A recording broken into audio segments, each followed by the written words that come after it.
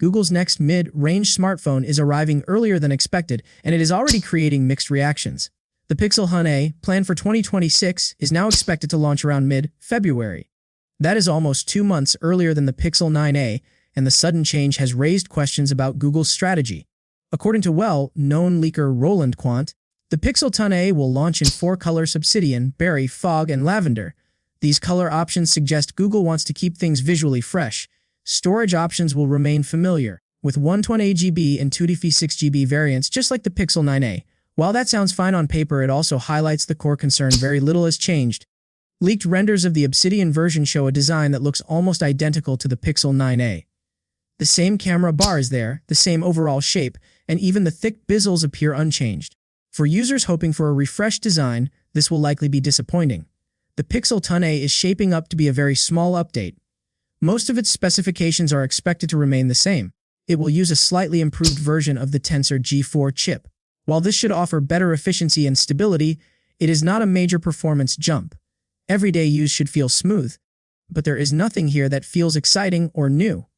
There may be some minor improvements. Display brightness could be increased, which would help with outdoor visibility.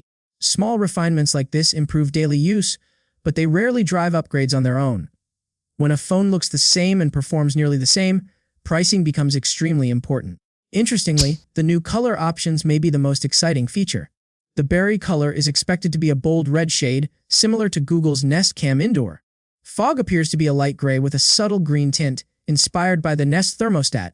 Lavender offers a softer, playful look, while obsidian remains the classic black choice. These colors suggest Google is focusing more on style than hardware. For some buyers, a unique color is enough to stand out in the crowded mid-range market. For others, color alone is not a strong reason to upgrade. The early launch date also raises strategic questions. Releasing the Pixel Hun-A in February places it closer to flagship season rather than mid-year. This could be intentional. Pixel shipments reportedly grew by 25% in 2025, and Google may want to keep that momentum going by keeping its lineup fresh year-round.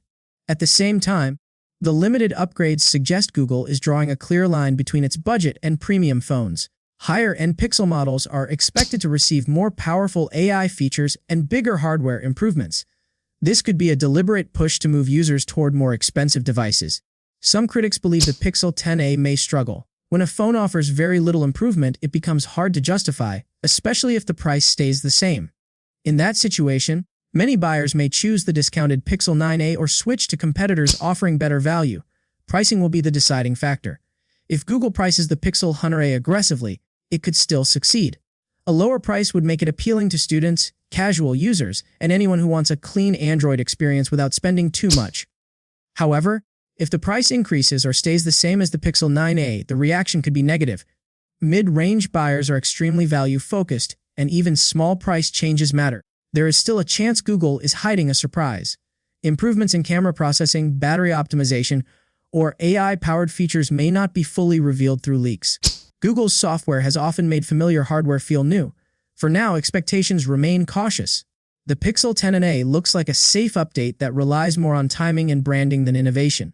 The early launch may help it stand out, but that alone will not guarantee success. As February approaches, pricing and real-world performance will tell the full story. Until then, the Pixel Hun-A serves as a reminder that in today's smartphone market, playing it safe is no longer enough to impress.